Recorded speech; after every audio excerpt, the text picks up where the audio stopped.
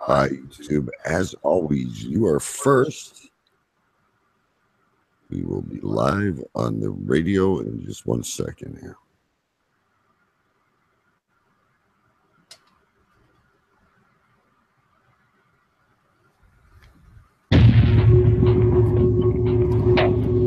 There was a time when the world turned their back on men. Men with a dream and savage yearning within them. Legions compelled by passion that knows no boundary. A consuming flame that defies plausible explanation. Battling the forces of domestication, they find the courage to band together to experience the awesome power of being men.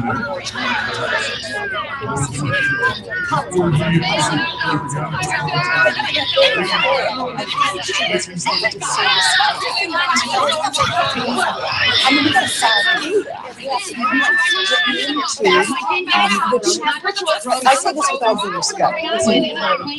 Shut up! Shut up! Shut up!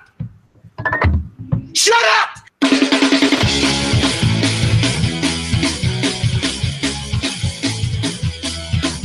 Tonight's broadcast of the Masculine Feminist has been commandeered by the secret society No Ma'am. Gotta go to a place where I get a shot and a beer, steak, man. Saying we can stop, get pancakes, and then we'll get laid, all right? Why do you drink ice cold beer on a hot day? Mr. Clement, what else are you gonna do with it? To alcohol, the cause of and solution to all of life's problems. The Yankees are champions of baseball. It's a home goal.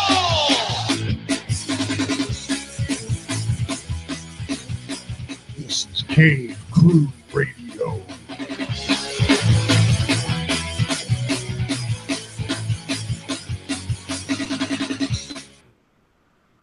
Hey, everybody, it's Cave Crew Radio. My name is DK, and don't you ever take 4 weeks off.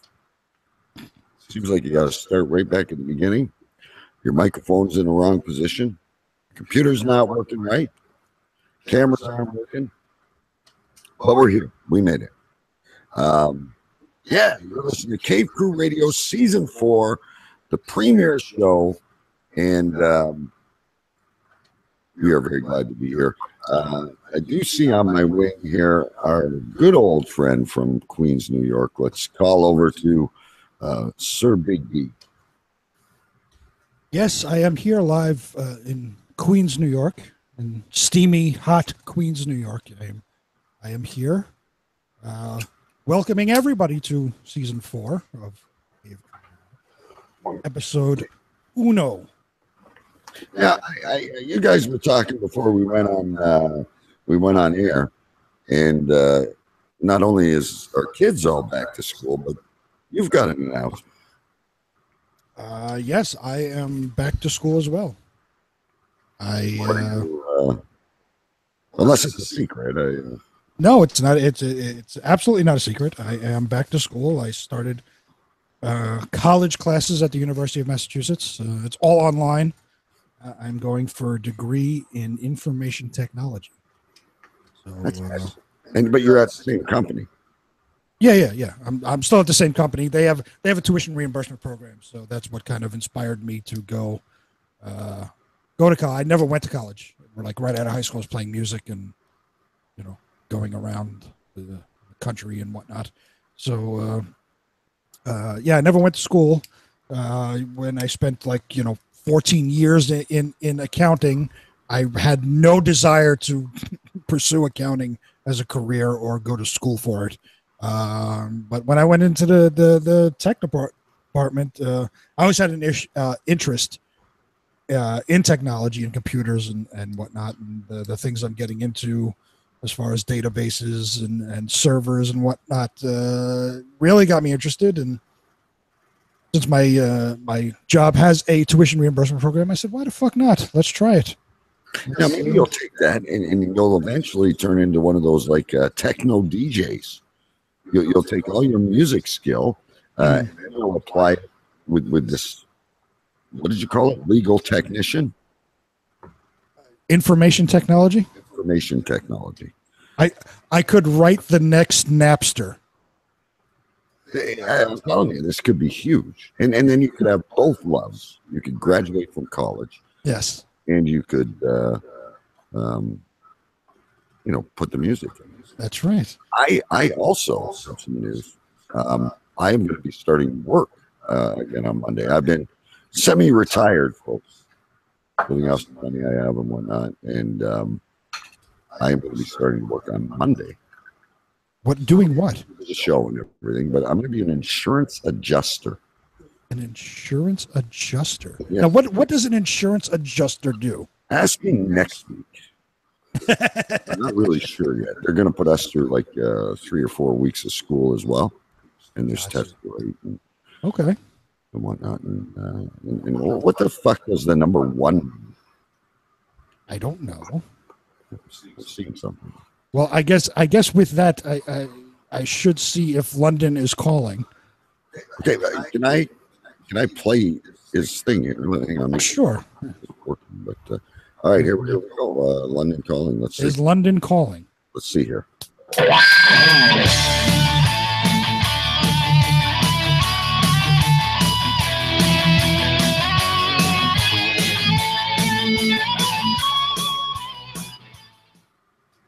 Stu, are you on camera? Yeah, I'm here. I'm here.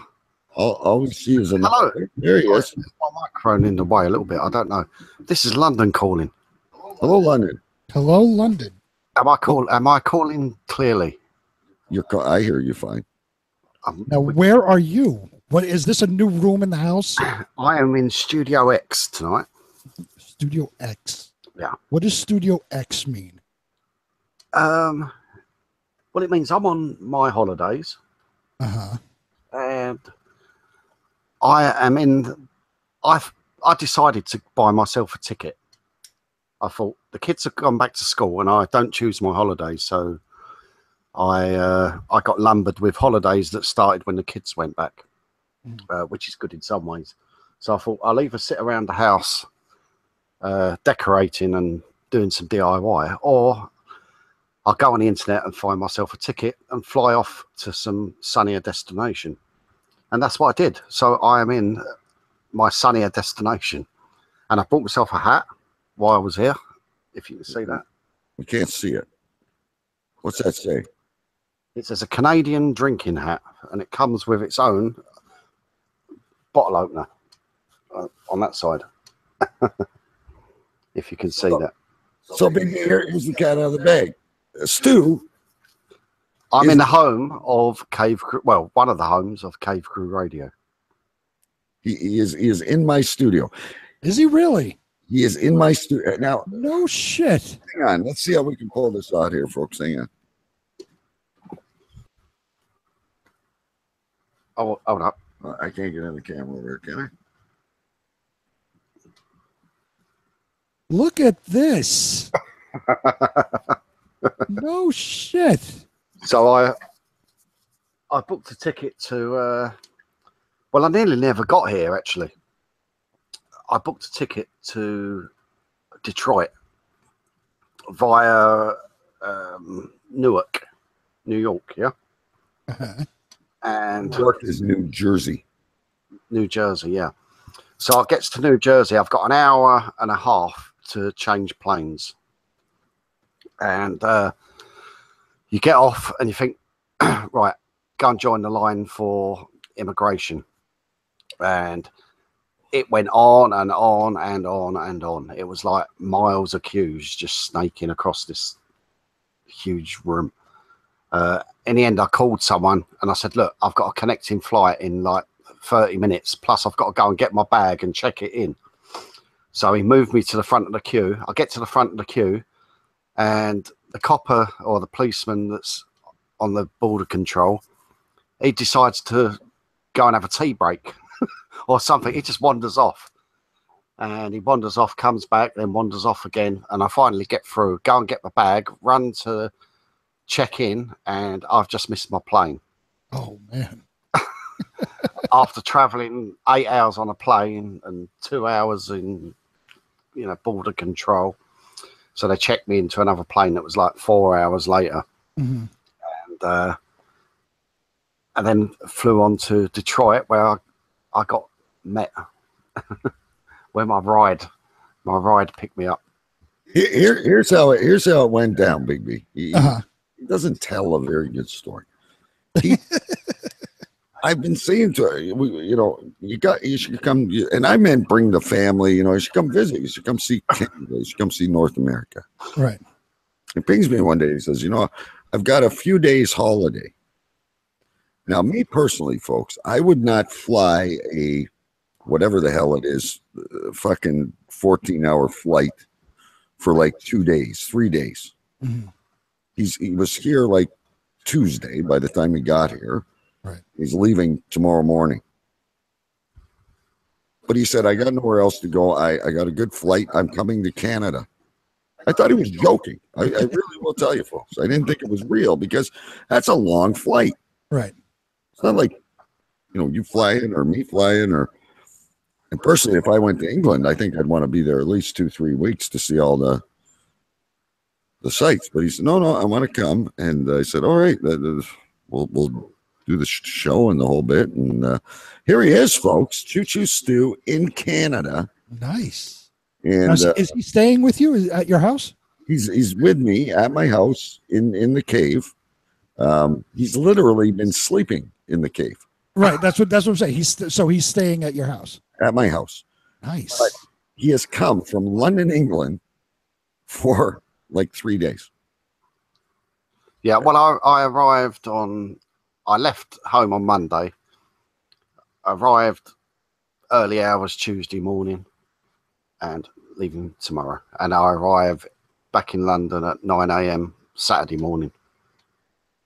So wait, now that begs the question, when are you people coming to New York? Well, we was going to drive up there. It did cross our minds. We were thinking about it. If he would have had a week, we probably could have pulled this together. But and I have plenty of room in here. We had plenty of microphones. Well, when I missed my plane, I thought, shit, who do I know in New York?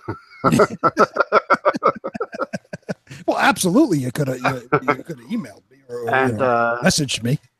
But I went to the desk and they said, don't worry, you're on another plane. So, we got you on another flight. So that was a bit of a relief. And I was thinking, oh, shit, I'm stranded in New York with $50 cash.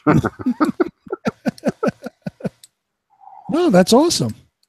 So, yeah. So, I trust me, probably make it to New York before I ever make it to fucking England. Because, number one, I hate flying. I can handle a flight to New York, and I can actually drive there. You could drive here, yes. I could actually drive there, so I could be on ground the entire time. I don't know how he did. I couldn't fly that long. I'd be going bonkers. But he apparently is a good flyer. But yeah, that'll be the next rendezvous. But definitely New York for me next year. I definitely want to try and get there next year. Well, and you got to spend more than like 3 days. You have to spend some time here. I want to do a Metal Thunder radio. Absolutely. Absolutely. You do the Metal Thunder radio show on Tuesdays, and then you do the Cave Crew on Thursdays, of course. Yeah. And you have to spend some time and look, wander around the sites and everything. How are you enjoying Canada? It's wonderful. It's really nice. It's very clean. It's very sunny here. It's lovely temperature. My wife has put the heating on back at home, so it's really nice and sunny. It's lovely and clean. It's big. It's fast. We've been to the casino. We've been for Poo-Tang. Is it called Poo-Tang?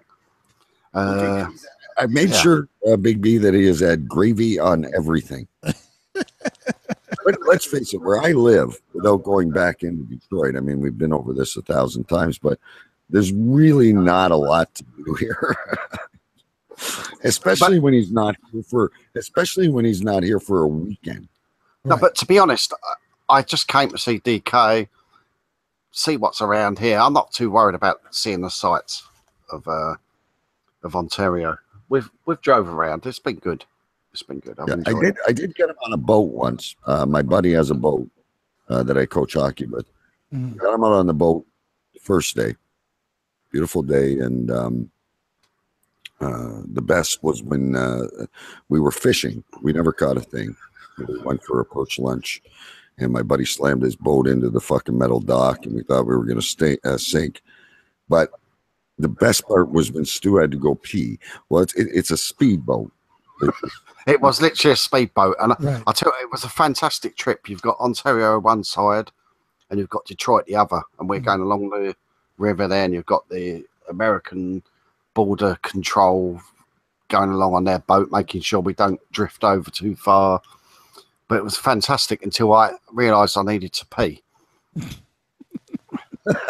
Tell them that story. Wait, so what did you do? Well, Obviously, you're on a speedboat, so there's no bathrooms. There's no bathroom, but there was a large bucket, and I didn't know whether he would get upset if I peed in his bucket or not. And he seemed like the type of guy. He might have been a little bit upset if I'd pissed in his bucket. So I said, "Oh, I need to pee," and he said, "Right, what you need to do is stand on the end of the boat, and it's not the front end, the back end." And you think, "Yeah, right, I'll stand on there," and you put it into full throttle, and it's goodbye. Right, you go flying off. Yeah, but no. So I had to sort of practice. You stand on the end of the boat and try and balance, yeah. So it's like a balancing game. You're sort of wobbling. The boat's not moving. He's like, you ever watch American Ninja, where they're battling with the maybe I got the wrong show, but where they're battling with the jousts and they're trying not to fall off. Oh yeah. So Stu is trying to. I probably should have videotaped it, but I was laughing too hard. Stu is standing at the back of the boat, trying to keep his balance, trying to undo his pants, and trying to pee. And the boat's not moving like motor-wise, but there's waves, right? Right. So Stu is kind of dancing in the moonlight. Well, it was daytime, but you know what I mean, right? And I thought for sure he was either gonna pee down his leg or fall in. But wait, so ultimately though, you're peeing in the river. Yes, there's no bathroom on this boat. Peeing on the river, down your leg, a little bit on the boat, the nice leather upholstery or whatever it is. Now, you also need to report to Big B because we all know England as some of the best beer in the world. How are you rating our beer? Because I drink blue, which you are now right now. Yeah. But you've tried. Well, to be honest, it's 5%. Right, and you feel like you could drink it all day long. Yeah, and you would never really get drunk. But I'm sure 5% in England is stronger. Stu, you did pass out at 4 o'clock today when I was setting up all the shit for the show, though. I did pass out temporarily. Well, from drinking? Having a little. Well, no, I was having a nap. It was probably tight, but listen.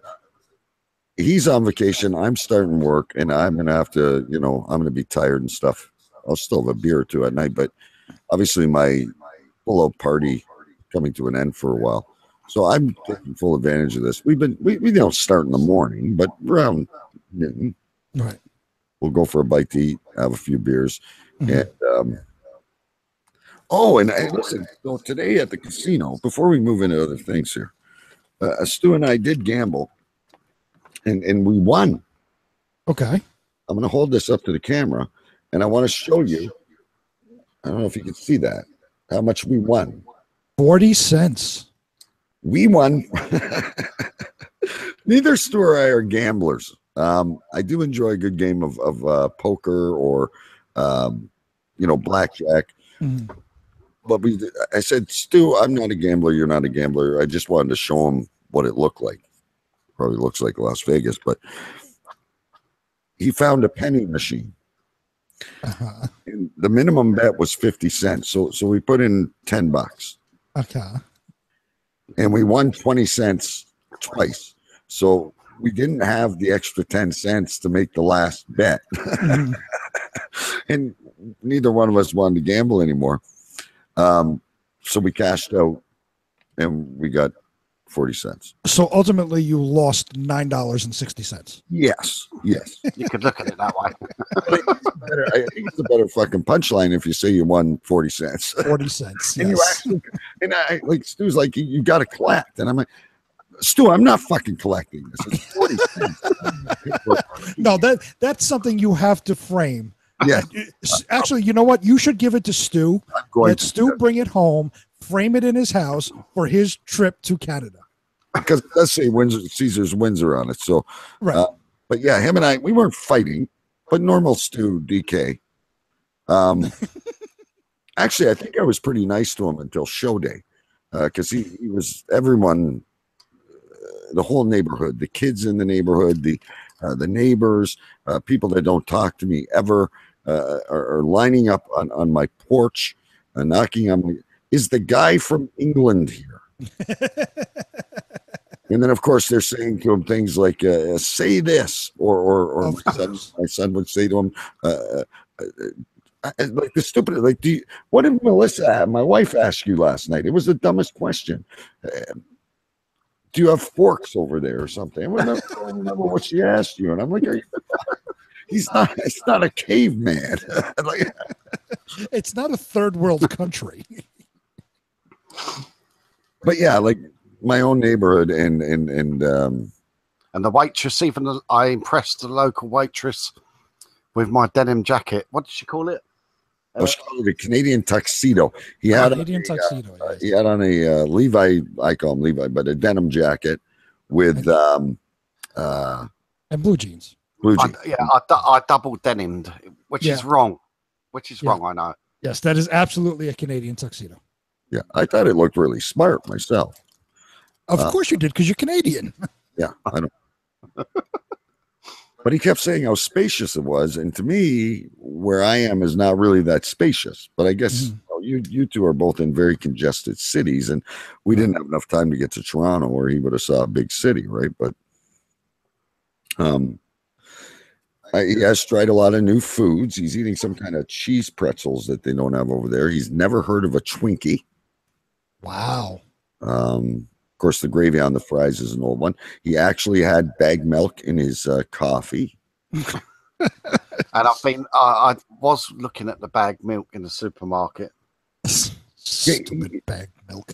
Taking Stu to Walmart was like being in a museum.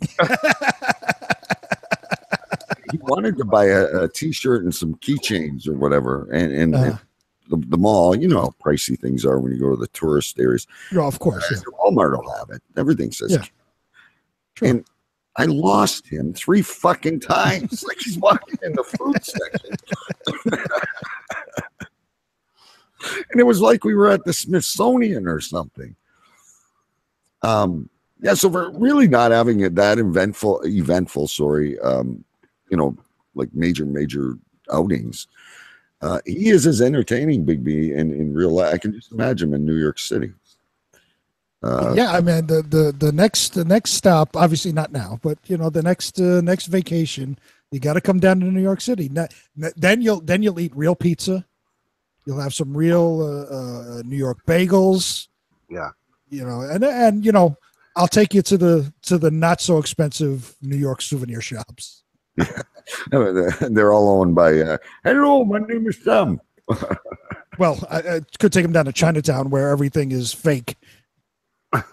Well, that sounds good. Sounds good. Tell them about the keychains, Stu. It's your story. Go ahead. What about the keychain?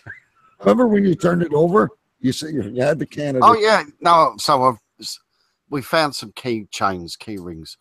I said, oh, they look good. There's a whole selection with Canada on, just to take home a little trinket, Mm-hmm. Yep. For the kids or something. And then you read on the back, made in China. Of course. Everything is made in China. No wonder we're going broke as nations right now.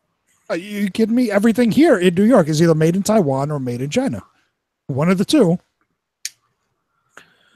So, oh, man. We're a little bit behind, so we don't have to break yet. But, yeah, so that, like I said, we've only had, it's time to drive them to the damn airport again tomorrow.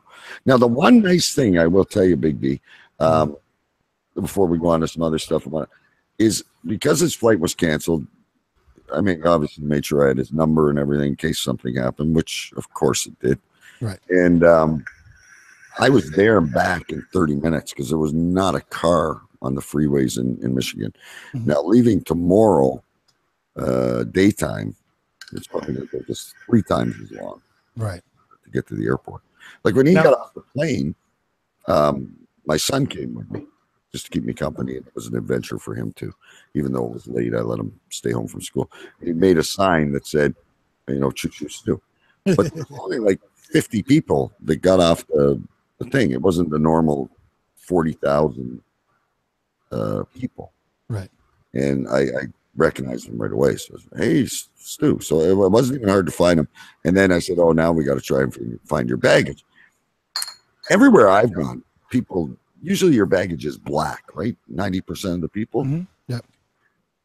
Stu has this zebra, baby blue and dark blue case that you would not find on another. I mean, leave it this. He looks like a completely normal person when he's getting off the plane, dresses normal. But I mean, leave it to Stu to have a fucking blue. It's like an army camouflage case, but it's bright blue. And I thought, well, I won't lose that, will I? No. And if I lose it, I did actually take a photo of it before I left home. I thought, if it gets lost, I'll show him the photo. Stu thinks of everything.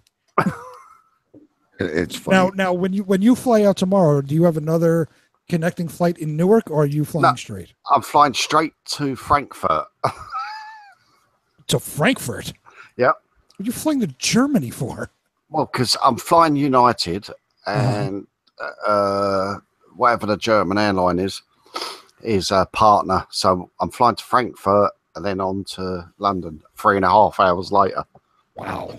What I've surmised of this good deal, he's probably spending 2 days he could have been here right en route, because he's got like a 5-hour layover in Germany. Mm-hmm. And then he's telling me he's got a, whatever it is, 2-hour flight to London? Yeah.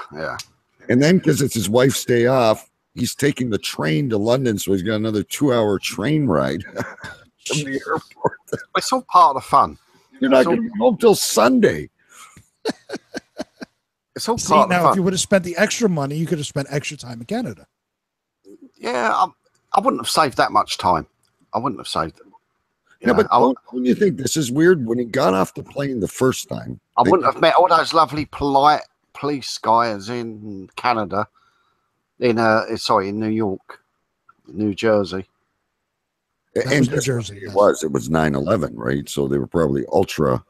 What a load of they are so fucking arrogant. Do you ever find that or not, or is it just at the airport? The TSA is different from the regular police. Do you know you have like a line and you have to stand behind the line? They call the next person. Yeah.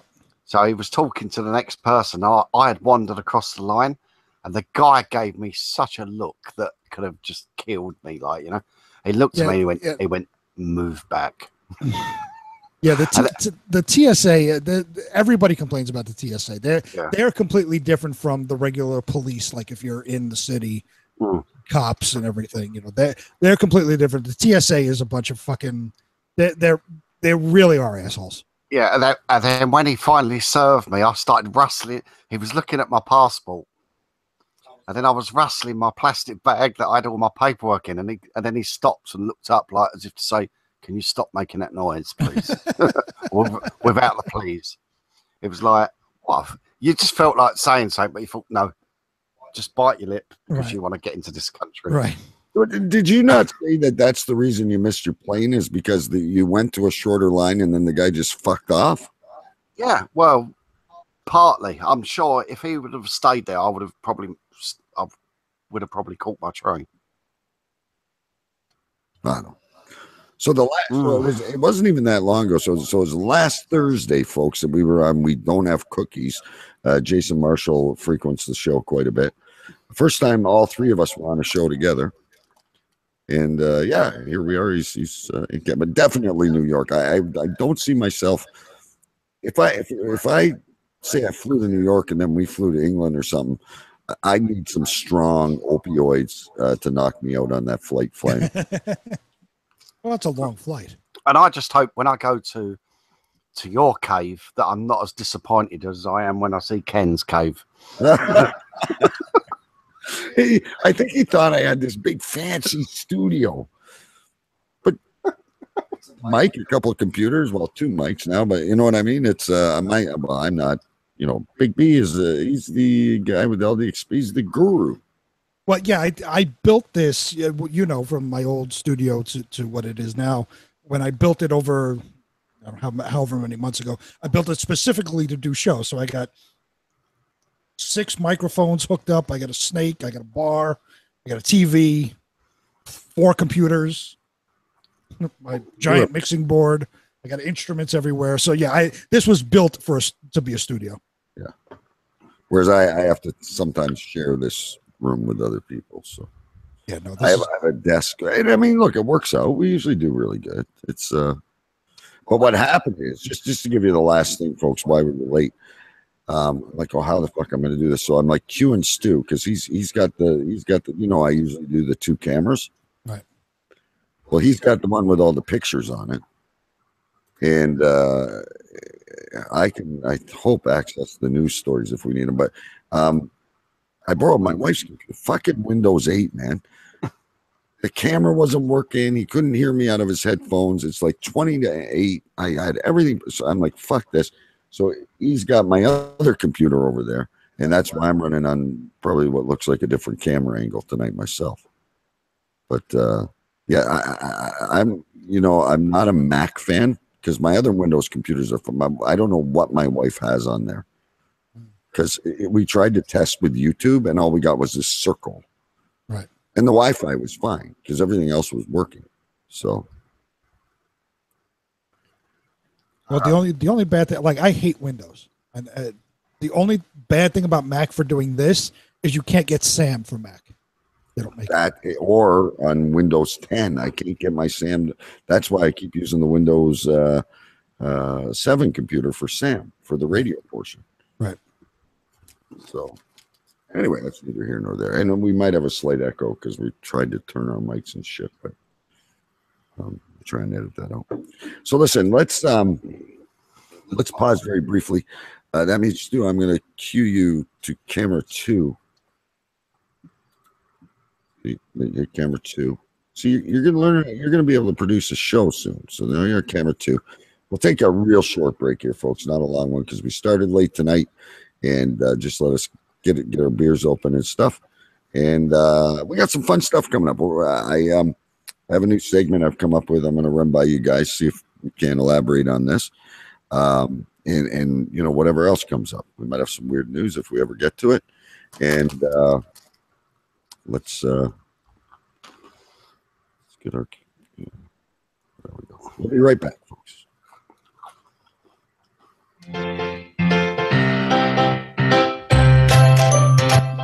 Well, hello, ladies and the gentlemen. And cave dwellers in general. This is Choo Choo Stew, and I'm deep in the hallows of London, England. I want you lot to stop taking a piss and join the Cave Crew Radio Facebook group, please. And while you're at it, look us up on the Twitter as well. It's not rocket science, it's actually quite easy. Just search Cave Crew Radio. Also, have you got a bit of spare change in your wallet or your bank? Because we could do with $5. It's easy on PayPal. Just go on to cavecrewradio.com and chuck some money in the tip jar. It helps keeping the dream alive, sockcuckers. So don't be silly and take the mick. Cavecrewradio.com. Fuckers.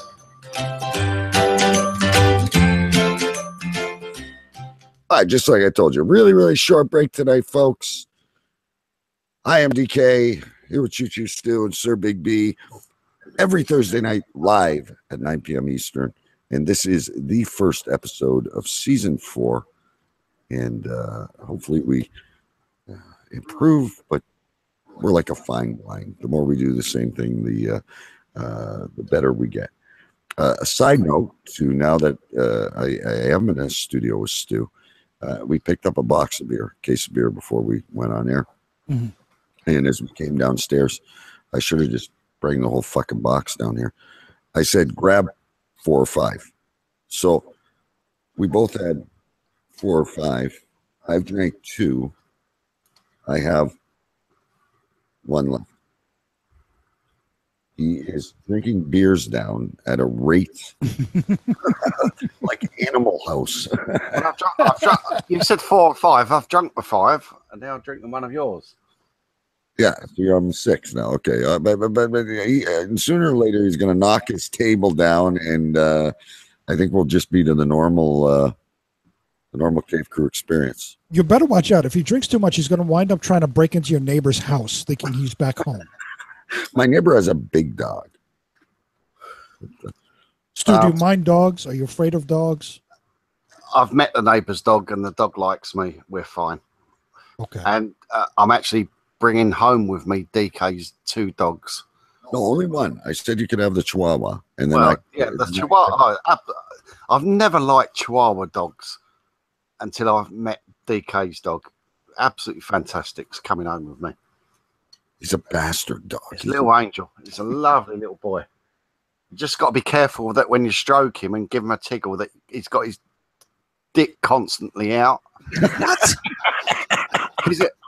I don't know if he's been circumcised. I was going to ask. His nuts cut off, but he still tries to run around fuck squirrels. He's got his helmet out constantly. that little fucking red lipstick looking fucking thing. Yeah, and like sometimes just give him a little thing, like you give him a little stroke, and you think, oh god, I'm masturbating the dog. So Stu spent a majority of his vacation stroking my dog. He seems to like it anyway, so he'd fit in your suitcase, and then I could get a pug named Pugsley. And the legend of the most interesting man in the world just continues to grow. And listen, in the most boring city in the world, there is still adventures. I have a new passion now for the house in the city I live in. He has given me, he has rejuvenated me to love Windsor and Canada again. Nice. But yeah, the dogs love them. They do. They really do. And they love everybody, but they're usually a little standoffish at first when they meet someone new. And I mean, he did bite me after about 3 minutes of me walking in the door. But outside, it now likes me. I wouldn't say it was a real bite, though. Well, it's more of a little, like a mosquito bite or so. A little like 5-pound dog. It was growling, showing his teeth, and they went into my skin. But he's the male dog, right? So the male dog is always the protector, the alpha, whatever. Yeah. So what else have you been up to, Big B? Because I know Stu does have another couple stories from before he even got here. But anything exciting over those 4 weeks? Because we've been off, folks. I don't know if you missed us or not, but yeah, I mean the biggest thing is me going back to school. Other than that, I was just getting the kids ready to go back to school, or my older son. So you didn't take a weekend? Still not school age yet, but yeah, just taking advantage of that time and just doing extra things, getting things ready. Nothing too noteworthy or anything much happened. Well, I did sprain my groin the first week we were off. Oh, that's what I want. I had it written down and I lost it because it's been so long. He texted. Yes. Tell us that story because I have never met anyone. I've heard of a pulled groin muscle, yeah. But I'm interested in how it happened. It really is the dumbest thing in the world. I was sitting on my couch and I have a reclining couch, right? So I'm sitting there all reclined, watching TV. It's whatever time it is. All right, it's time I'm going to go upstairs and go to bed.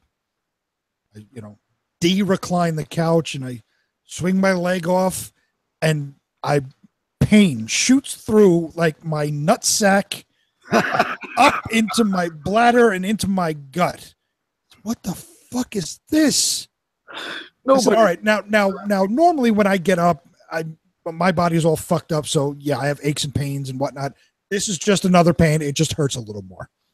I go upstairs to go to bed. And as I'm walking up the stairs, I'm like, man, this fucking hurts. My bed is a little bit higher than like a normal bed. So you don't just fall into the bed. You have to like kind of climb up it like a little bit, like take a step up. Yeah, like so as I take that step up, holy shit, did it fucking again, more pain shot through my nutsack into my bladder, into my gut. I'm in a tremendous amount of pain. This is on was it? I guess it's what day is it? Friday, Saturday night, whatever. Yeah, Saturday. I think it was Saturday night. So all day Sunday, I can barely walk. I'm in pain. I said, all right, if it in a few days, if it doesn't go away, I'm gonna go see the doctor. Well, fuck that. The next day, Monday, I was like, I got to stay home from work, and I got to go to the doctor because this fucking hurt. Anytime I walked, I felt like somebody was putting their fist on my bladder, not touching it, but just leaning on it. You know what I'm saying? You just as you grind your fist into something. That's what it felt like was on my bladder.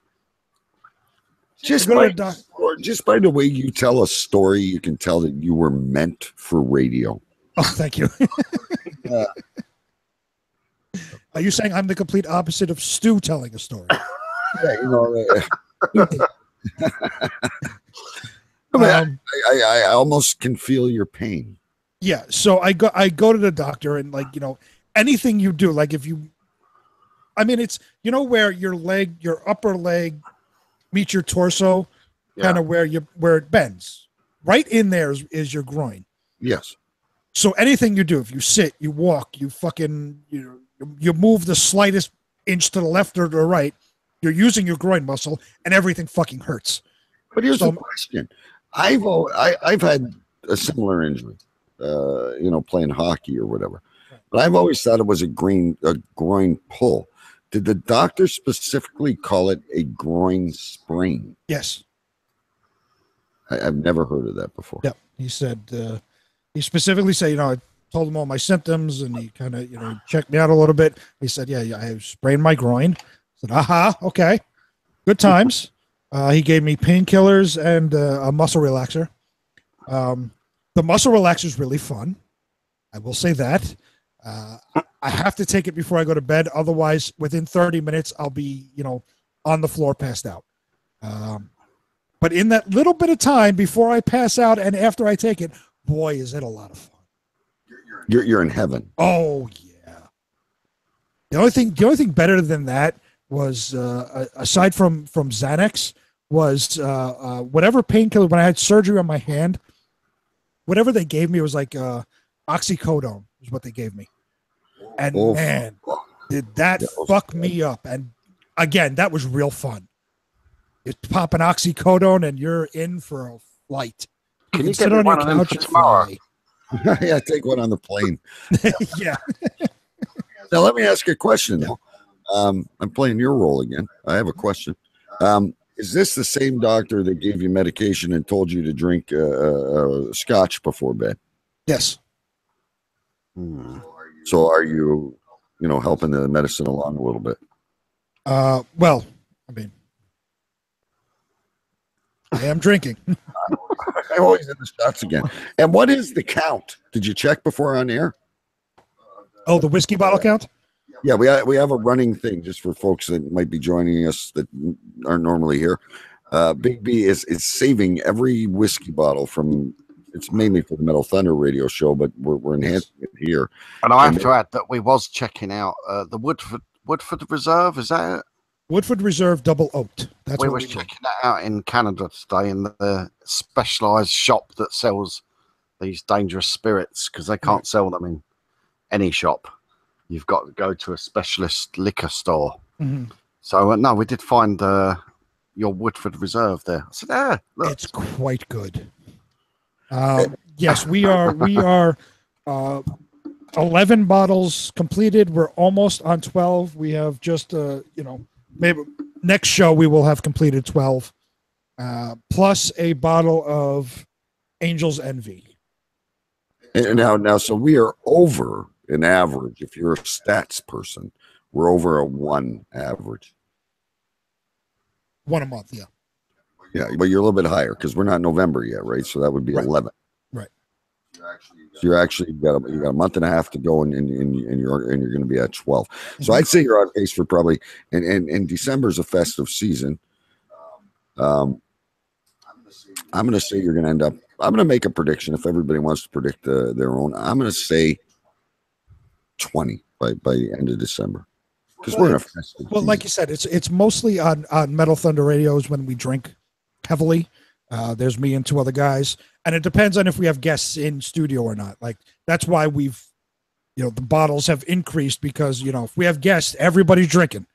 So, we can fly through those bottles in one sitting and have to get a new one. So, it depends on what our guest situation will be like for the next year, for the rest of the year. Does Laura I come into your studio, by the way? Say that again. Laura I, is it Laura I? Oh yeah, she's been here twice. Yeah. No, I just wondered. Yeah. She lives in Jersey. She's been here twice. Now, I forgot about the groin story. I knew I was missing something. So how is the groin now? Anyway, it's all good. Yeah. Well, it's still a little sore. Like I still can feel it a little bit if I move a certain way.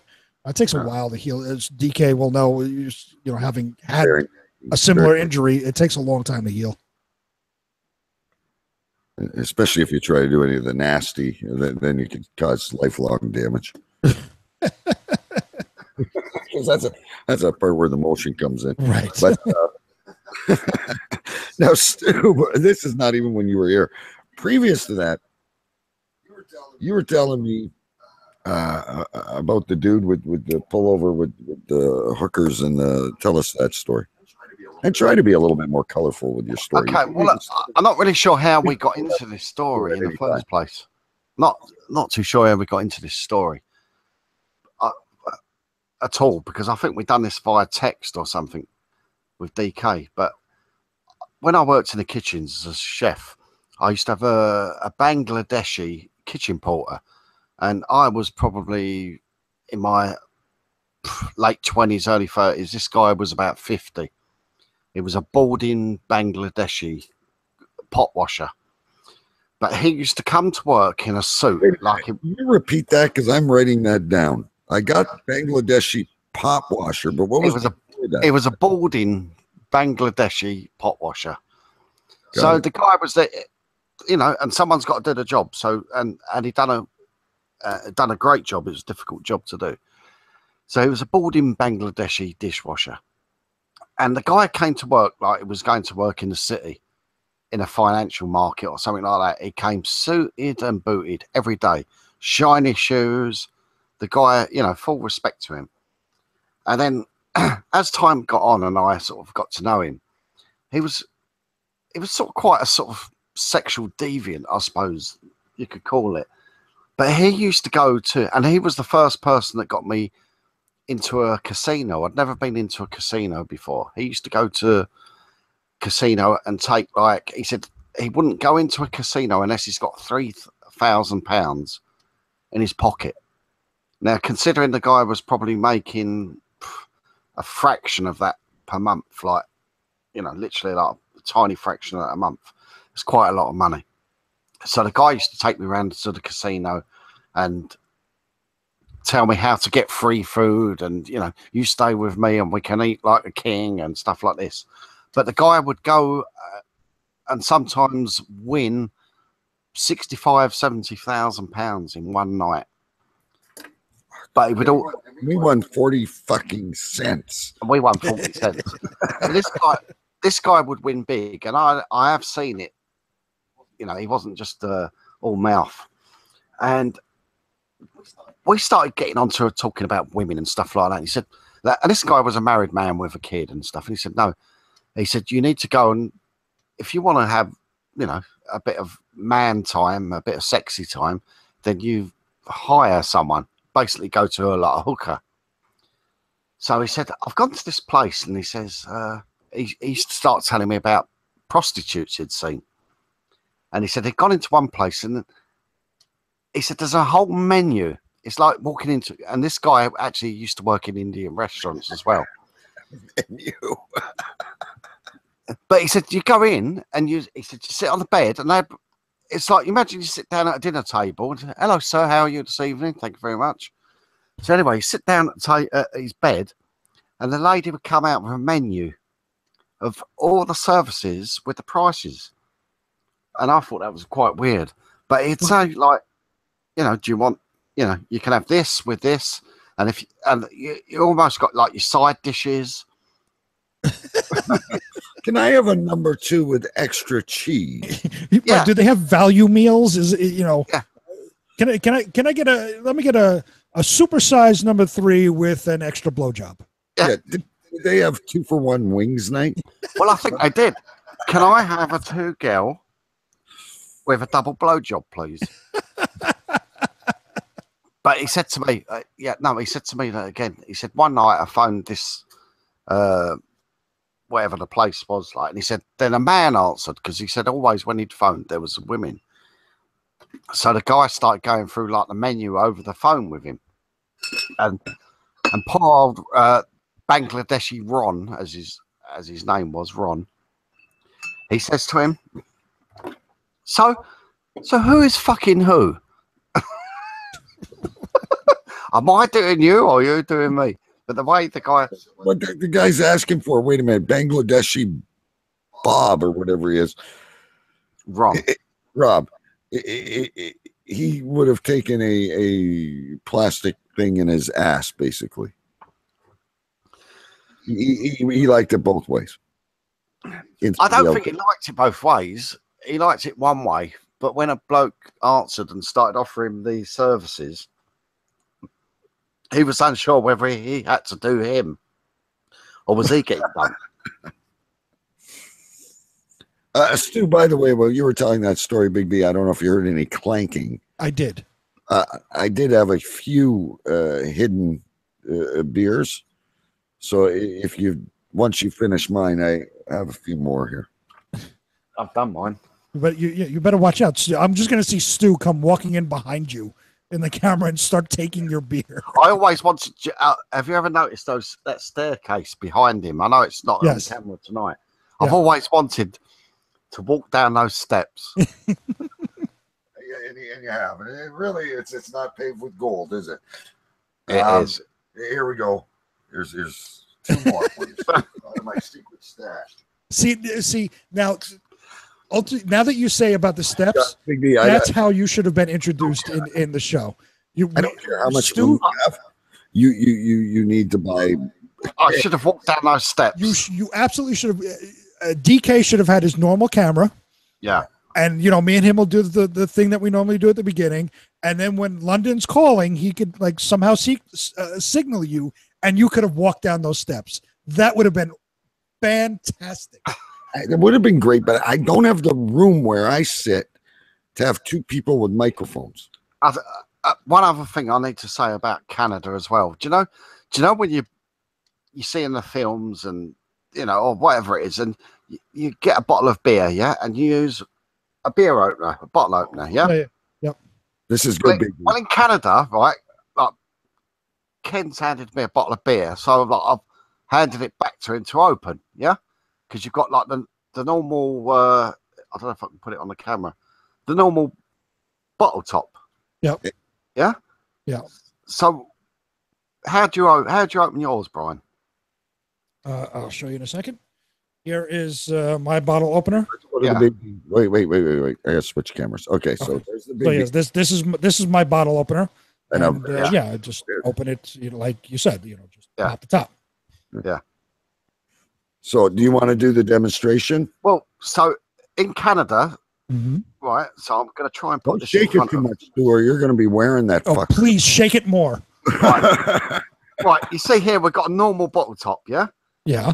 Do you know in films when they do it with their teeth or they do it with their hand and stuff like that? Yeah. Right. Yeah. It's a twist. It would be a twist. Canada, you put your hand on top and you twist it. Yeah. Twist off. Yeah. So. What's all that about? We don't have that.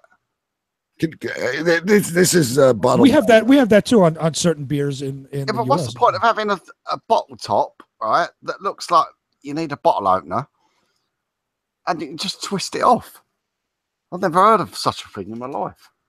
So again, it hasn't been a terribly long journey, but for like the first day and a half, Stu kept handing me his beer. Right. And he never once saw me crack it. I don't know if he thinks I'm very strong. So I thought either his hand was hurt or he'd be Skyping his wife or whatever the fuck he was doing. Mm-hmm. And we were sitting out front one day, and I finally went, or he saw me. He's like, "Oh, that's how you open it." So now, Stu, the funny part of this story is show them what I made sure you had in your hat. You're gonna have to take it off and show them the brim. Oh, he showed it when during his introduction, the bottle opener. Okay, I was okay. So his hat has a bottle opener, just in case he comes back to Canada and forgets. Yeah, Stu, we have that here in the U.S. too. With certain beers, like but there's Budweiser, and all that stuff. I drink more German beers, so all the beers that I drink, I need the bottle opener for. Or in this case, I'm drinking canned beer. But how do you know the difference? Well, I guess you could try twisting it. No, it doesn't tell you on the bottle, does it? No, it doesn't tell you. You just figure it out over time, which bottles have a twist off and which don't. Yeah. Get thirsty. Obviously, every bottle I try from now on, I will be trying to.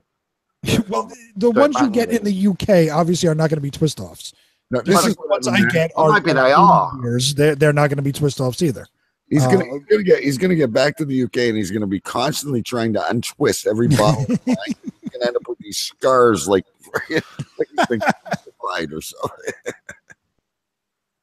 Oh Lord, I forgot about that one too. So what might not be an adventure to you folks, these have been the adventures of Choo Choo Stu on the Canadian journey. See, now I'm hoping even more that eventually you guys make it down to New York, because this is be a hell of a lot easier. I could go to New York for a weekend. It's definitely on my bucket list. Excuse me, like technically, I could probably get a 2-hour flight into New York. Right. Well, I mean, like you said, you could drive down here. It won't be that big of a deal. But I'm same as Stu. Like I've been upper state, I've been Syracuse, I've been Albany, I've been Buffalo, but I've never been to New York City. So I'd also want to go see some shit. Which, like, we were talking today actually about and we were thinking, I wonder, if Brian, because Stu says he goes by the Palace and he doesn't even look at it. Right. So you probably drive by all these, Music City and Broadway and all, and you don't even give it a second thought. Every single day, my bus route that when I take the bus home goes right past Radio City Music Hall. It's not a big deal to me. No. And Trump Tower. It goes by Trump Tower. It goes by Radio City Music Hall. It goes by NBC Studios, where Jimmy Fallon films the Tonight Show, whatever show he's doing. Yeah, and you don't even think about it. It's like Kimmel's on the West Coast, right? But is it easy to get tickets to these, the night shows and stuff? Or I honestly don't know. I've never gone to them. I'd love to go see something like that. I would say that it's fairly easy. I think you have to do it way in advance. Like you can't just roll up on the day of their taping and say, "Oh, I want to get a ticket." That's not going to happen. You can get tickets, but it just has to be way in advance. I would also like to add, folks, that I think after watching the Detroit news a couple of times, because I was he kept asking me why I don't watch the local Windsor news, because I'm not trying to dive into the pain of others, but Detroit news is very exciting. Cars are getting jacked, robberies, shootings. There's all this stuff going on. And he'd see it happening. So the one day I put the Windsor news on, I said, "You watch, they're going to be talking about replacing a stoplight or something." Like it's like watching paint dry in the Windsor news. And the way I think he only probably saw one cop the whole time he was here. Like I said, there's no soldiers or anything. Right. Yeah, it's a different story if you come here to New York. Obviously, there's if it's an hour-long news program, the first half hour is crime and murder and whatever else is going on. Mind you, in fairness to New York City, you're talking 11 million people versus 200,000 where I am. Right. Yeah, it's everything in New York City, you'll have a lot, but if you go to, you went to upstate, so you go to Albany or whatever, it's going to be a completely different news program. In the Finger Lakes, where Lake. Oh yeah, I've been there. Yeah, Lake George and shit. Yep. Yeah. You're talking to drive down to here another 4 hours or so, 3 to 4 hours. Well, maybe we should all rent a cabin in the Finger Lakes with our families, and I don't think we get Wi-Fi out there. That would be the only problem. It depends. We rent cabins. A lot of times when we go on vacation, we go to like these family campgrounds and whatnot and rent cabins. Like this year, we went on vacation to Mystic, Connecticut, and there was a family campground, and we rented a cabin right on the river. And it has Wi-Fi. It's like spotty Wi-Fi, but it does have Wi-Fi. Yeah, I mean you can do it, especially if you go in the Lake George area. Lake George was pretty. I mean, it's been years since I've been there. I mean, you get married and you get busy and you have kids, and right. But I know the family would. We'd all love it. I'm game for New York City, but I mean, even my wife said today to Stu, maybe we can. And guys, don't get me wrong. I love my wife. It's our anniversary tomorrow, actually. By the way, so happy anniversary. Perfect time. But what was I going to tell you? She says to Stu, well, maybe we can come over there for a short visit. And of course, my answer was, you got to be fucking kidding. Like, I'm not going there without trying to find Robin Hood and Constable Carson. And if I'm pretty damn sure you're going to get more work out of me than I got out of you, because I'll probably want to be at the allotment for 4 days. Oh, yeah. If I ever make it to London, the first place I want to go is to the allotment. I want to get off the plane and go straight to the allotment. Yes, have a picnic. And I'll have the barbecue going. At the allotment. Yep, with the black stuff smoldering in the background. Speaking of the allotments, Stu, there is no news this week, but do we not have a couple of meetings coming up in the next week? So we should have some good stuff. Well, we've got the annual general meeting, the AGM, coming up. We've had a double dose of black stuff delivered, which was against the rules, I've been told. Oh, I can't. So there is like England, we need allotment shit. So when I get back, I'll find out more. But I know there's been a double dose of black stuff delivered. That was an unauthorized delivery, apparently. Double dose of the black stuff. But I believe that this AGM, isn't that where you got that? Like, I mean, when you sent we've got actually like an election coming up as well. That's what I mean. When you sent Big B and I that one newsletter, it was we had enough for like 3 shows. And I'm wondering what, and we're all of us, and not just the hosts. I'm sure the people that listen, and they're always like, we want allotment. We need to know what happened to the Collins brothers. Did they ever find that Indian chick that went disappearing? Whatever happened to the gypsies that were camping outside the fuck? I follow all this. I keep notes. Yeah. It's like a daytime soap opera program. Whether there's been break-ins, I don't know. I don't know what's happened, really, to be honest. I've been away from it for a few days, and anything could have happened. Well, next week, we need to have at least an allotment update of some sort. I still want to own an allotment. I will pay for it. I want to own an allotment. I'm sure the listeners, everyone I talk to that listens to the show always goes, "Is there going to be allotment tonight?" I thought it was funny when it first started, but I never thought a show like ours that started out as a sports show and a drinking show, and we talk about people, different sex toys and all this shit, and us and our listeners are most fascinated by a garden plot. Now, speaking of that, you told me, I still haven't researched yet because we have a lot of land in Canada here. But you investigated more of the allotments in New York City? I have not. I was told by Patrick Henry, who we had on the show that one time, the other Brit. Yes. He said that he found an allotment in New York City. And it was just in passing while we were at work, and I got caught up in something else, and so did he, and we never revisited the topic. So I have to make a point of it to go and find out more about the allotment in New York City. Because imagine this, and I might be going a little crazy on this, but we might be able to get a little help from our cave dwellers. We got a healthy group there on Facebook. Stu, and if his wife didn't agree, we could always get an extra plot. We could get one of those starter plots, right? Sure. I could get a plot here, and you could get a plot in New York, we could incorporate ourselves, and we would be an international allotment company. I like it. And I challenge anyone to say that that's already been done. I can almost guarantee that has absolutely not been done. Yeah, I think that would, we've come up with a lot of, we always look and say, wow, if that person can make money, writing on a potato or sticking a picture on a potato and selling it for $30 or whatever, all the other fucking things we've covered over the years, that would be, choose your plants, choose your country. We could ship out the vegetables with the 3 little flags on toothpicks. I like it. We'll work on this, folks. Give us some time here.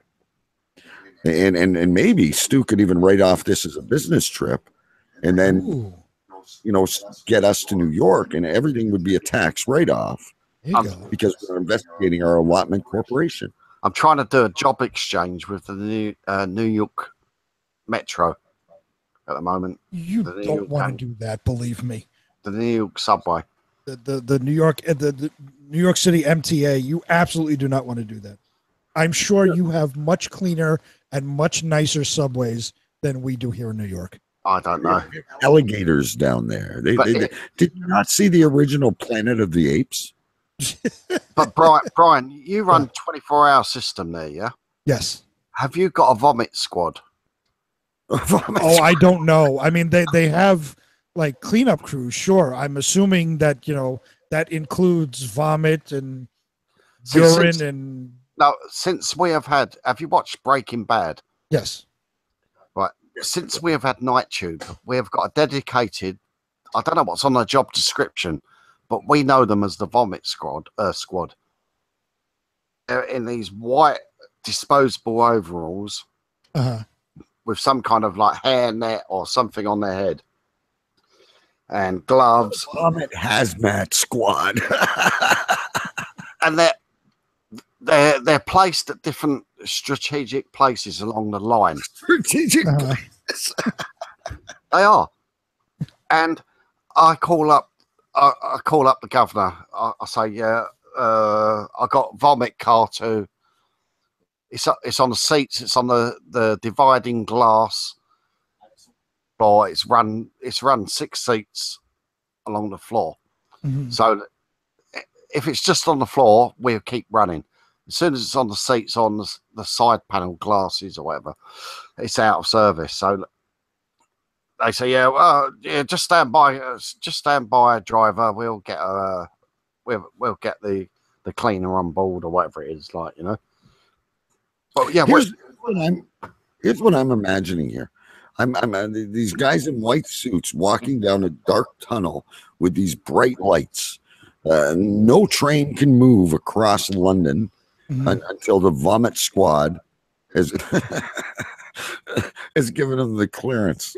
Well, and this is why I say London probably has a lot cleaner subways than we do here, because from your description, no, we don't have a vomit squad, and nor does the MTA care to have one.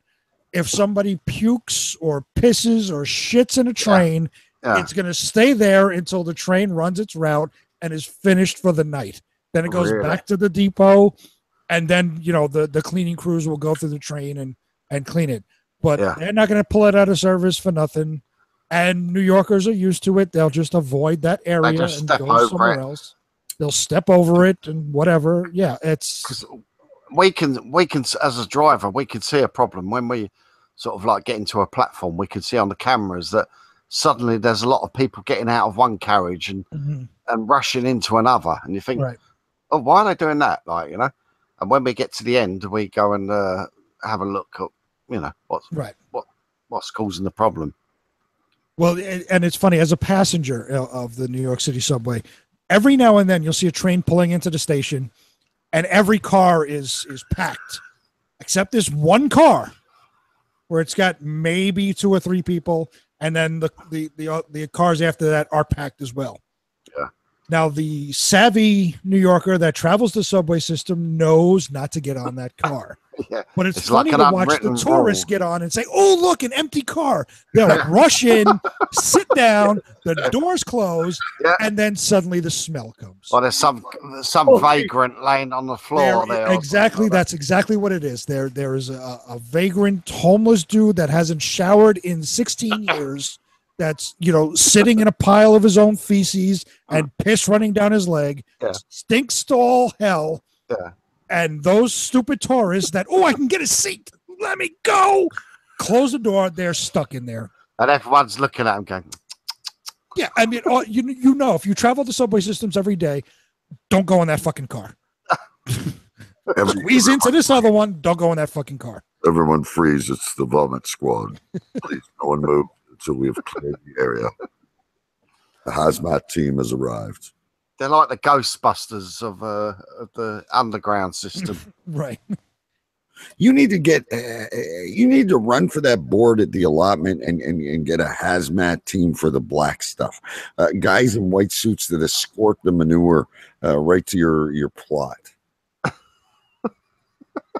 My wife texted me the other day. She said, I don't know who orders this black stuff, but it's definitely like there's too much. But because although we've got one guy that runs the whole place with an iron rod, he has to let a couple of people make decisions. And obviously he's put the wrong person, he's got double dose of black stuff. I think you need to you need a coup or whatever you would an overthrowing of the allotment government.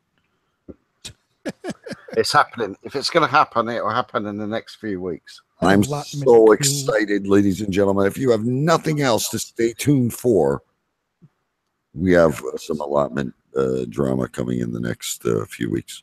I do have one more funny Stu story. It's not as funny as your guys' stories, but I was having a hoot with it because he does occasionally throw words that I don't understand. Mm-hmm. Calls things different names, as he quite often does on the show. But when you're out and about, it's different. Right. So I'm driving down the expressway, and he says to me, "You have your indicator on." And now I'm looking at my dashboard, and there's a tire light that stays on because my wife hit a curb or something and she knocked off a sensor. Mm-hmm. So I says to him, I go, no, that nothing's wrong. I said, I know all about that. No, your indicator is still on. Stu, I just told you why the fucking indicator is on. So he points out and he goes, no, the light is flashing. I said, that's a fucking turn signal. It's not a fucking...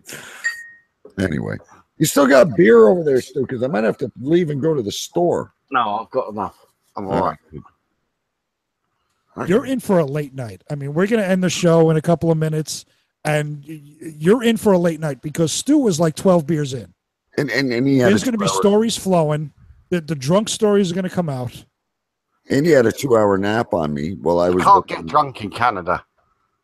I was working on the show, and he was snoring on my couch. See, I mean, you're going to be up till like 3 o'clock in the morning. Listen, I want to do something before we go, though, before our time runs out here. I came up with this little thing. I think it might be a good idea. Okay. We're going to see how this works out. We always get Alex for you and stuff like that. And we're always searching to annoy you a little bit. Yes, obviously.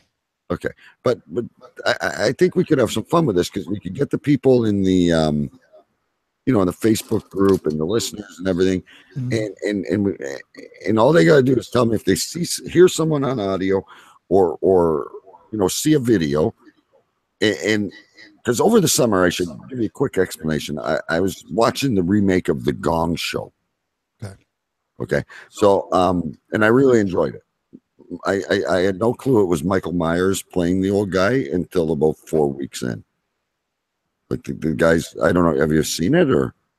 No, I have not. You gotta Google it, or you guys gotta down. It's so stupid. It's funny. So I picked out 2 different people tonight. Very just short audio clip, and obviously we can't call it The Gong Show. So I don't know off the top of my head. Shebang Bang Talent Show. Okay. And you guys point to me if you want me to stop the audio on either of these guys, or perhaps we'll let someone go through and continue on. Okay. Okay. So a little bit of you know me, my little music here.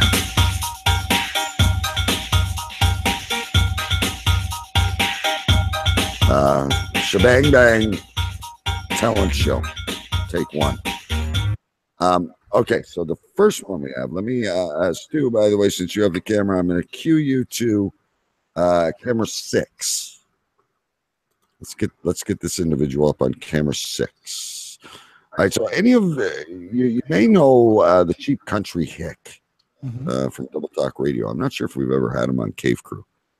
I'm sure you know the Cheap Country Hick, right? Do, yes. Yeah, you remember. Probably before your time.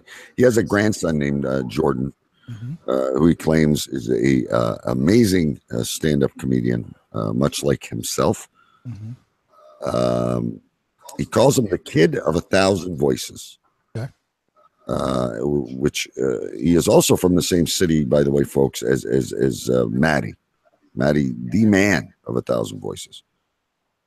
And he texts me over and he sends me this video and he goes, "I'm really fucking pissed about this. Like, you guys called me the man of 1,000 voices. And now Hick has gone and stolen this. So I want to give this guy a fair shot here.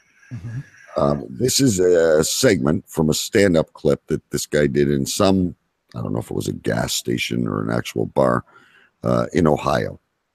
Okay, so the kid of 1,000 voices is our first person here. Let's listen in.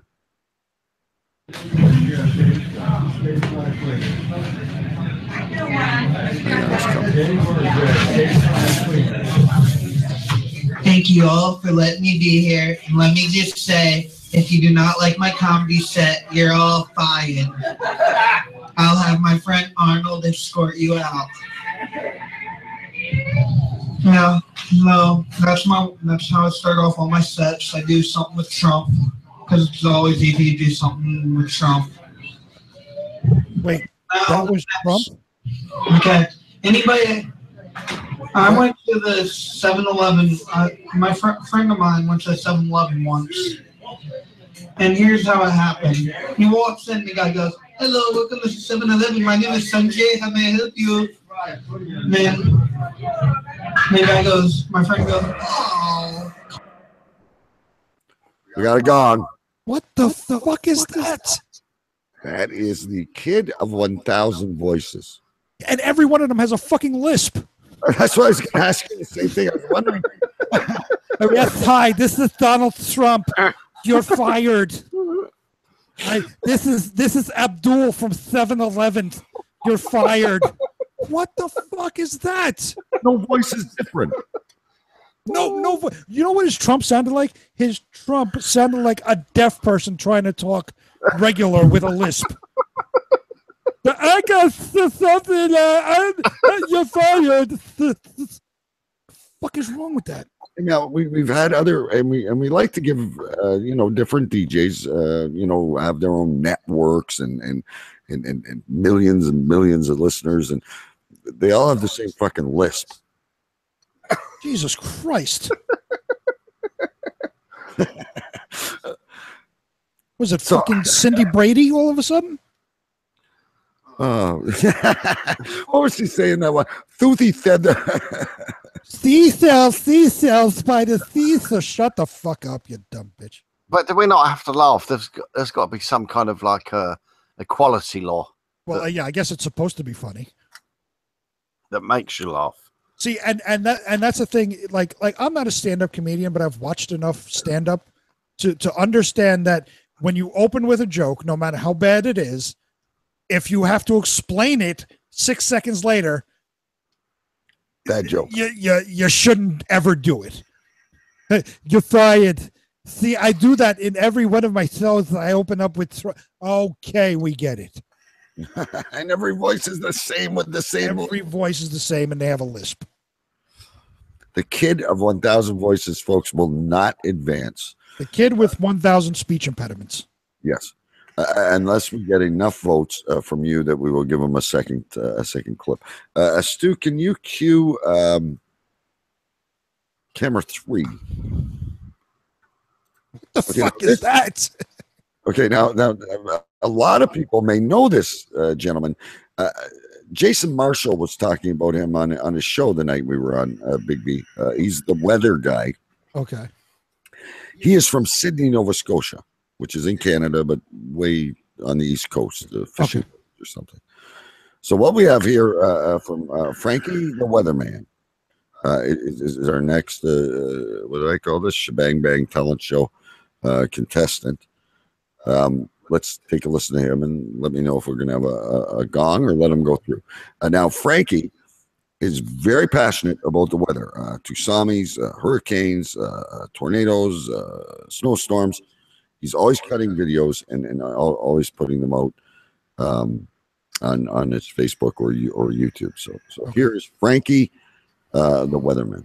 This is Frankie McDowell, my own TV station live in Sydney, Nova Scotia. Typhoon Talum is now headed towards Japan on Sunday, September 17, 2017. It's going to bring up to 50 plus millimeters rain, especially in Tokyo, Japan, and Kyoto, Japan. It's going to bring a ton of rain. Winds going to be very strong.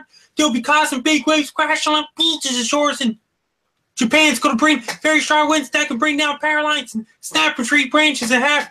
That's going to knock out power in Japan, especially in southern Japan, including very strong winds with a lot of rain sent to Typhoon Talum. It's going to recurve to the northeast. It's going to aim towards Japan on Sunday, September the 17th, 2017. It's going to bring a lot of rain. Winds are going to be very strong. It's going to bring damaging winds, heavy downpours, big waves crashing on. It's basically the same thing for another 2 minutes. So no one raised the gong on this one. I would pay top dollar to listen to a radio show between him and Alex Cardinelli. Exactly. It will be sunny and 75, and the wind is going to blow, and it's going to be a lot of rain in it, and it will be 42, and I'm eating in the restaurant, and it's going to rain a lot. I would pay to listen to. I could listen to a radio show with those two forever. And here's what I was impressed with. There was quite a gap in those teeth, and he did not lisp. He did not lisp at all. Stu, you can go back to your regular camera now. Although is that a real Canadian accent? Well, remember, that's East Coast, so that would be like a Maine, out that way. Holy Christ. But he was real, look, the weatherman comes on around here, and I'm sure it's the same where you are. Hey, folks, be careful. We could be up to 2 inches of rain. You might be in a little bit of trouble. You might want to watch for flooding throughout the night. It doesn't really excite me or make me panic. This guy makes me want to build a bomb shelter.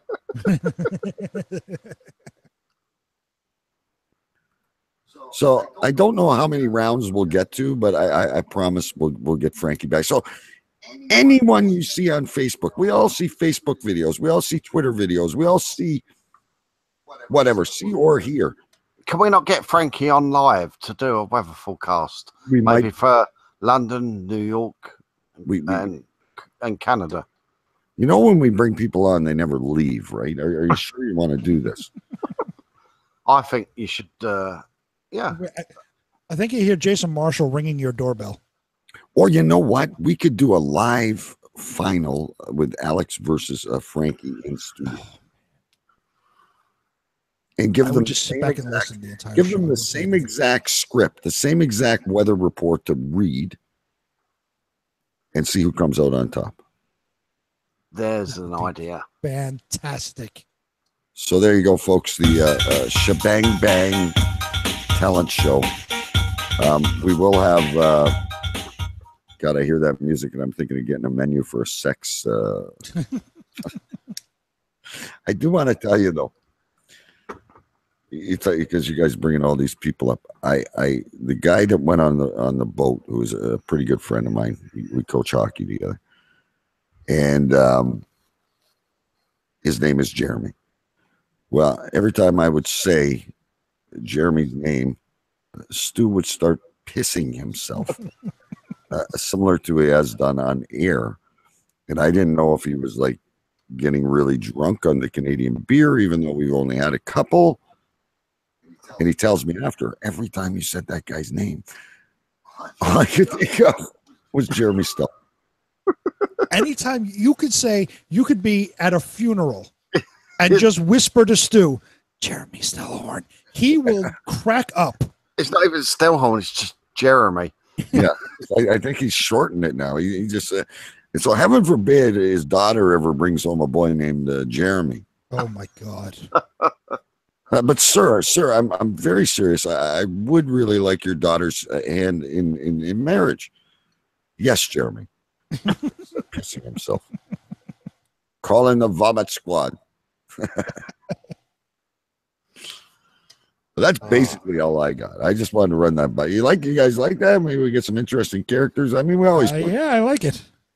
But I think he's definitely got to come on the show. That guy. I'll try. He's a famous guy. He's Frankie the Weatherman. So if you see anything, folks, these are the two gentlemen with me tonight. Any of you out there in that Facebook group is live, and thank you for everybody keeping up the stories. By the way, while we were off for a little bit. Yeah, let us know. Post the video in the group, and who knows if this picks up enough? Maybe the grand winner we could anonymously send them a T-shirt or something, or some bumper stickers. I think these 17 beers are starting to hit. See, you ever see that commercial, BB, where they put the glasses in front of each other and they show you what it's like to be drunk and driving? I think you're getting an example now. I haven't said I've paced myself, but I might be on number 5 or 6. Right. And old Stu's got enough bottles over there to build a bowling alley. I like he's just sitting back with his hands behind his I head. think he's in that zone now, and I'm locking. I'm on the type of seat. I haven't got no backrest, so I need to lean back a little bit. Yeah, I actually got him on a couch. I've given him like the first. I'm actually in bed already. Yeah, you'll just lie your head down. That's all. He's got to just swing his legs over. I've only got to down. go sideways, and I'm out. I put him in a safe place, Big B. I don't want to deliver damaged goods back to London. I mean, just be careful. Just let your neighbors know he may break in. Now, we didn't have time tonight. I do want to say that Stu was very gracious coming over to me as well, Big B. He did bring me, and I haven't opened them yet because I wanted to show them I did get some of those salted, where you add your own salt. You add your own salt chips. Yes, I do have, and I don't know that I ever want to open these. I want to start a Cave Q museum, and once I get your care package, I'll. And then I thought this was Australian, but it's called Marmite. Well, I don't know what that is. Marmite. It's Is like that yeast extract. Yeast extract that they put on toast. Ew. So this has also not been opened. I thought this was the guy down under when he was asking for that sandwich during that song. That's Vegemite. Oh, okay. Yeah. Marmite, Vegemite. It's very similar. Very similar. And then I got a gentleman's relish. What? It's an anchovy spread that you also could put on toast or a cracker. Relish. Lift it up a little bit. Up higher? Yeah. So perhaps we didn't have time today. Gentleman's relish. I might have to try some of this on air. But I see. In order to send my care package to you, I got to know what you have because we share a lot of the same things. You also have to notify me because it'll probably be $475 in shipping. It probably will. It's probably cheaper for Stu to fly it here to me. Yeah, but you have to tell me what. The only person I know that sends me a Christmas card, COD. I'm kidding. You never did that for us. I'm exaggerating. But yeah, no, that's what I'm thinking. Like Stu will say, I don't have this. I don't have this. And I'll say, I think these are all American countries because we're very, we do have our differences like bag milk and our beers are different or what, but I mean, a lot of our clothing, our stores, our restaurants, our food. Yeah, they're all the same. Like if I go and get a bag of Lay's potato chips, you have Lay's potato chips up there. It's it's nothing. Yeah, we still have Lay's potato chips. Right. Yeah, it's very similar. So it would be tough to find things that you don't have. Yes. But with Stu, it's very easy. I don't want to say that we're repeating ourselves again. So just tell me if we've already. Did he tell you about the Twinkies yet? Well, you said he didn't know what a Twinkie was. Yes, we had a burger and the girl comes to us, and I've never had these either. She wanted to give us deep fried Twinkies. Okay. And we had to Google Twinkies though to show Stu what a Twinkie was. You have those, right? Yeah, of course. Twinkies and King Dongs and whatever the yeah. Okay. Yeah, a lot of the stuff between our two countries is we have a lot of similar things. It's. Oh, and the very last thing that Stu did do, again, not a weekend, not a lot of things going on, really nowhere, no events or anything to bring him to. I did bring him to the hockey arena today, and I thought he was going to shit his pants. I said, Stu, there's no one out there. Step on the ice. Just hold on. It's really not that slippery. Right. Careful, and I will take your picture of you. So I thought it was funnier than when he was peeing off the back of the boat. Actually, so seriously nice. But again, like next time you got to come. Maybe it's not. Maybe it's more expensive on a weekend. I don't know. But at least there would have been. I could have taken you to a hockey game or something. Oh, it's been good. It's a very good experience. I've enjoyed it immensely. I think the amount of beers you'd have, you'd be happy in fucking Iceland right now. Just warn me if I got to call in the vomit squad. No, you should be okay. I've got everything I need here in the cave. Yeah, you've been good so far. You haven't fallen in a ditch or anything on me. I don't even know who's out there because we went on late, but there's some out there. Really quick, guys, I'll go around and I'll check back with you. This is the point where we normally name the episode. For those of you that are new to the show. So if you want to pitch in, get us a quick message in chat or ping me on Facebook or whatever, and we'll consider your vote. Well, let's go over to the new Captain Canada over here. Did anything catch you during the show of all the things we've talked about that you would name this? I didn't give you a notepad. I apologize. That's one thing I forgot to give you. Yeah, I don't know. I'm usually poised with a pen, so I haven't got a great deal. Can I have a think about it? Yeah, we'll come back to you. You notice we're getting to the point of the show where Stu's starting to slur. We can always tell when he doesn't have to work in the morning. Oh, his eyes are closing very slowly. Okay, he'll sleep good before his flight tomorrow. You got anything, Big D? I would just simply say Stu invades Canada. Okay. Stu invades Canada. And then I wrote it down right at the very beginning, and I just loved it because it was catchy. I've got a boarding Bangladeshi pot washer. But I do like Stu invades Canada. Anything from you, Stu, or are you just going to pass on this one? No, I quite like Stu invades Canada. I was going along the lines of something with a Chihuahua, but you love stroking that fucking Chihuahua, don't you? I'll have to get you a stuffed one. Stroke my Canadian Chihuahua.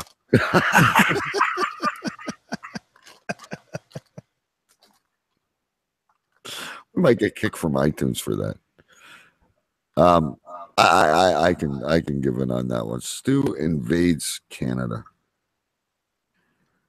And we'll just mention the boarding Bangladeshi pot washer. That is so catchy.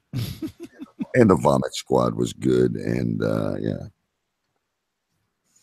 All right. I'll leave you with this. Let's put the camera on Stu while he's still sitting back there. I just want to say something to you, Stu. Jeremy Stellhorn. No, I do love him. See, he does make me laugh. He does make me laugh. You got to catch them off guard, I guess. Cape Crew Radio is the show, folks. It is season 4. We'll be back again next Thursday. We'll all be in our own humble abodes. Back with you again with more fun stuff. We will continue the Shebang Bang Talent Show. So if you have anything good, get it over to us in the Facebook group or on Twitter, Cave Crew Radio. All our past shows, if you need to catch up, are on cavecrewradio.com. And we now also load the YouTube videos on there as well. So it's your option to watch or listen to us. Big D, of course, next Tuesday on Metal Thunder Radio. Yes. Anything special in the works or no, nothing special. Just next Tuesday, 9 to 11, 2 hours of metal and bullshit and hanging out and drinking. Lots of drinking. Stu has left me. Stu has left the building. I hope he's just going to pee. I will report He's going that. to your neighbor's house. You better go catch him. If he is wandering out in the yard, I will be doing a Facebook Live, folks. So you might want to join the Cape Crew Radio group on Facebook because I'm also starting to get a little tired. We got an early day tomorrow to get him to the airport, and you never know how much it's going to take to get through customs and shit. Right. And since my cameraman's not here, we'll just kind of cycle through the cameras, I guess. All right. Until next week, we will see you soon. Everybody behave, and we'll see you in the Facebook group.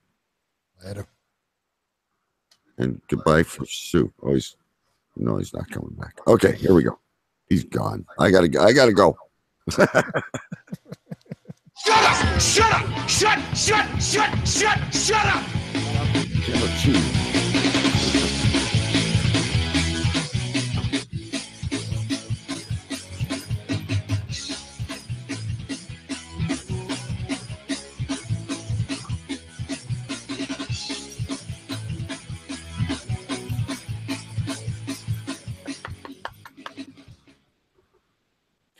Hi, boys. We're out.